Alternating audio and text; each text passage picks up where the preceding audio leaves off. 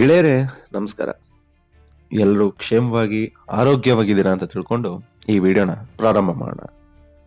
ವೀಕ್ಷಕರೇ, ಈಗಿನ ಕಾಲದ ಮಕ್ಕಳು ಮತ್ತು ಯುವಕರಿಗೆ ನಮ್ಮ ನಾಡು, ನುಡಿ ಮತ್ತು ನಮ್ಮ ನಾಡಿನ ಮಹಾನ್ ಗ್ರಂಥಗಳಾದ ರಾಮಾಯಣ, ಮಹಾಭಾರತ, ಭಾಗವತ ಪುರಾಣಗಳ ಬಗ್ಗೆ ಎಷ್ಟು ಅರಿವಿದೆ ಅನ್ನೋದು ನನಗಂತೂ ಗೊತ್ತಿಲ್ಲ. ಆದರೆ ಅದೇ ಮಕ್ಕಳಿಗೆ ಈ ಕೊರಿಯನ್ ಡ್ರಾಮಾಸ್, ಸ್ಕ್ವಿಡ್ ಗೇಮ್ ಮತ್ತು ಇನ್ನೂ ಹಲವಾರು ವೆಬ್ ಸಿರೀಸ್ ಬಗ್ಗೆ ಕೇಳಿ ಇಡೀ ಕಥೆನೇ ಇಂಚು ಬಿಡದೆ ಹೇಳ್ತಾರೆ. ಆದ್ರೆ ಇವರಿಗೆಲ್ಲ ತಿಳಿದೇ ಇರೋ ವಿಷಯ ಏನಂದ್ರೆ, ನಮ್ಮ ಮಹಾಭಾರತದ ಕಥೆಗಳು, ಉಪಕಥೆಗಳ ಮುಂದೆ ಈಗಿನ ಕಾಲದ ಯಾವ ವೆಬ್ ಸಿರೀಸ್ ಸ್ಟೋರಿಗಳು ಏನೂ ಇಲ್ಲ ಅಂತ. ಸೊ ನಮ್ಮ ನಾಡು, ನಮ್ಮ ನುಡಿ, ನಮ್ಮ ಪುರಾತನ ಕಥೆಗಳ ಎಂದೂ ಮರೆಯಾಗದಿರಲಿ.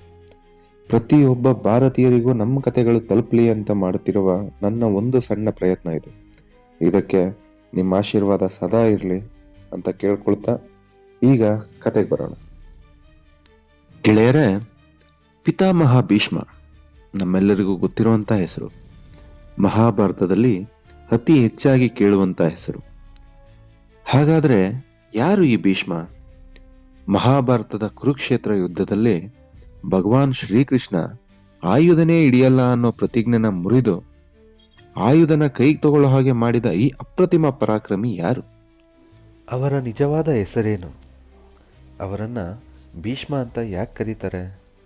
ಅವರ ಜನ್ಮ ರಹಸ್ಯ ಆದರೂ ಏನು? ಈ ತರಹದ ಇನ್ನೂ ಹಲವಾರು ವಿಷಯಗಳನ್ನು ಈ ವಿಡಿಯೋದಲ್ಲಿ ತಿಳ್ಕೊಳ್ಳೋಣ ಬನ್ನಿ.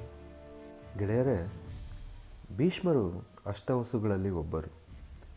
ಅಷ್ಟವಸು ಎಂದರೆ 8 ದೇವತೆಗಳೆಂದರ್ಥ.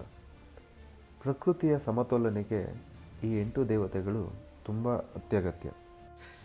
ಒಂದು ಬಾರಿ ಈ ಅಷ್ಟವಸುಗಳು ಕಾಮಧೇನುವಿನ ಆಸೆಯಿಂದ ವಸಿಷ್ಠ ಮಹಾಮುನಿಯ ಮನೆಯಲ್ಲಿದ್ದ ಕಾಮಧೇನನ್ನು ಕದಿಯಲು ಪ್ರಯತ್ನಿಸ್ತಾರೆ. ಆದರೆ ಈ ವಿಷಯವನ್ನು ತಮ್ಮ ದಿವ್ಯ ದೃಷ್ಟಿಯಿಂದ ನೋಡಿದ ವಸಿಷ್ಠರು ಆ 8 ವಸುಗಳಿಗೆ ನೀವು ಭೂಲೋಕದಲ್ಲಿ ಮಾನವರಾಗಿ ಹುಟ್ಟಿ ಅಂತ ಶಾಪ ಕೊಟ್ಬಿಡ್ತಾರೆ.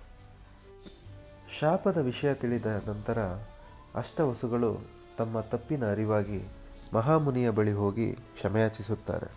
ಕ್ಷಮೆಯಾಚನೆ ಬಳಿಕ ಶಾಂತವಾದ ಮಹಾಮುನಿ ಶಾಪದ ಮುಕ್ತಿ ಮಾರ್ಗವನ್ನು ಹೇಳುತ್ತಾರೆ.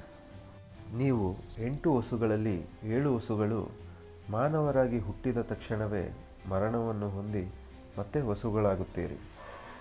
ಹಾಗೂ ಒಬ್ಬ ವಸು ಮಾನವನ ರೂಪದಲ್ಲಿ ಒಬ್ಬ ಶ್ರೇಷ್ಠ ಯೋಧನಾಗಿ ಲೋಕದ ಒಳಿತಿಗಾಗಿ ಬಹಳ ವರ್ಷಗಳ ಕಾಲ ಇದ್ದು ಧರ್ಮ ಸಂಸ್ಥಾಪನೆಯಲ್ಲಿ ಭಾಗಿಯಾಗಿರುತ್ತಾನೆ ಎಂದು ಆಶೀರ್ವದಿಸುತ್ತಾರೆ. ಆ ಒಬ್ಬ ವಸುವೆ ಪಿತಾಮಹ ಭೀಷ್ಮ. ವಸಿಷ್ಠರ ಶಾಪದ ಅನುಗುಣವಾಗಿ ಭೀಷ್ಮರು ಭೂಲೋಕದಲ್ಲಿ ರಾಜ ಶಾಂತನು ಹಾಗೂ ಗಂಗಾಮಾತೆಯ ಮಗನಾಗಿ ಜನಿಸುತ್ತಾನೆ. ಗೆಳೆಯರೇ, ಭೀಷ್ಮನ ತಂದೆಯ ಹೆಸರು ಶಾಂತನು ಹಾಗೂ ತಾಯಿ ಗಂಗೆ. ಶಾಂತನು ಬಗ್ಗೆ ಹೇಳಬೇಕಂದ್ರೆ ಆತ ಒಬ್ಬ ಮಹಾಬಲಶಾಲಿ, ಇಡೀ ಆರ್ಯಾವರ್ತದ ಚಕ್ರವರ್ತಿ. ಎಷ್ಟೋ ರಾಜರು, ರಾಕ್ಷಸರು ಮತ್ತು ಗಂಧರ್ವರ ಜೊತೆ ಹೋರಾಡಿ ಗೆದ್ದಿರುವಂತ ಮಹಾಪರಾಕ್ರಮಿ. ಹಾಗೆ ತಾಯಿ ಬಗ್ಗೆ ಹೇಳೋ ಅವಶ್ಯಕತೆನೇ ಇಲ್ಲ ಬಿಡಿ. ಯಾಕಂದ್ರೆ ಭಾರತದ ಮಾತ್ರ ಅಲ್ಲ, ಇಡೀ ವಿಶ್ವದಲ್ಲೇ ಪವಿತ್ರವಾದ ನದಿ ಯಾವುದು ಅಂತ ಕೇಳಿದ್ರೆ ಚಿಕ್ಕ ಮಕ್ಕಳು ಸಹ ಹೇಳುವಂತ ಹೆಸರೇ ಗಂಗಾ ಮಾತೆ ಅಂತ. ಸೊ ಅಂತ ಮಹಾನ್ ಚಕ್ರವರ್ತಿ ಹಾಗೂ ಗಂಗಾ ಮಾತೆಗೆ ಹುಟ್ಟಿದ ಮಗನೇ ಈ ಭೀಷ್ಮ. ಇಲ್ಲಿ ಸುಮಾರು ಜನ ಕನಸ್ತಿರ್ಬೋದು ಗಂಗೆ ಶಿವನ ಹೆಂಡತಿ ಅಲ್ವಾ ಅಂತ. ಆದ್ರೆ ನೀವು ತಿಳ್ಕೊಂಡಿರೋ ಹಾಗೆ ಗಂಗೆ ಶಿವನ ಹೆಂಡತಿ ಅಲ್ಲ. ಈ ವಿಚಾರದ ಬಗ್ಗೆ ಸಂಪೂರ್ಣವಾಗಿ ಇನ್ನೊಂದು ವಿಡಿಯೋದಲ್ಲಿ ತಿಳಿಸ್ತೀನಿ. ಬನ್ನಿ, ನಾವು ಇವಾಗ ಮುಖ್ಯ ಕಥೆಗೆ ಹೋಗೋಣ.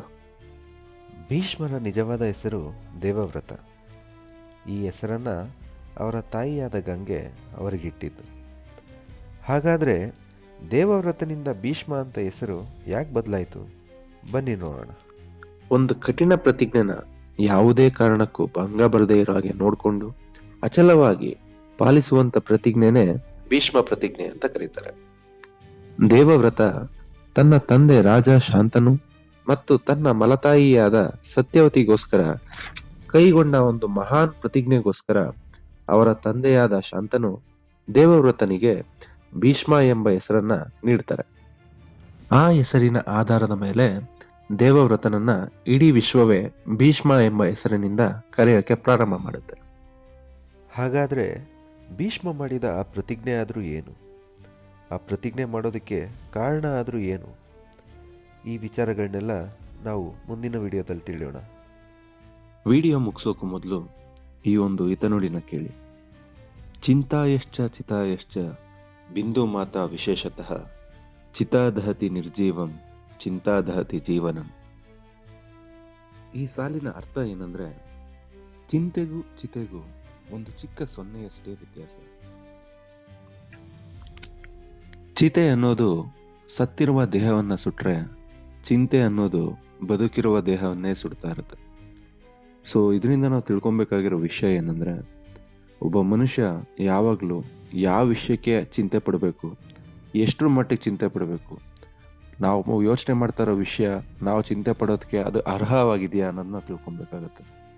ಸೊ ಆದಷ್ಟು ಚಿಂತೆ ಮಾಡೋದನ್ನು ಕಡಿಮೆ ಮಾಡಿ ಖುಷಿಯಿಂದ ಇರೋದಕ್ಕೆ ಪ್ರಯತ್ನ ಪಡಿ. ಈ ಮಾತನ್ನು ಹೇಳ್ತಾ ಈ ವಿಡಿಯೋನ ಮುಗಿಸ್ತಾ ಇದ್ದೀನಿ. ಮುಂದಿನ ವಿಡಿಯೋದಲ್ಲಿ ಸಿಗೋಣ. ಅಲ್ಲಿವರೆಗೂ ನಮಸ್ಕಾರ.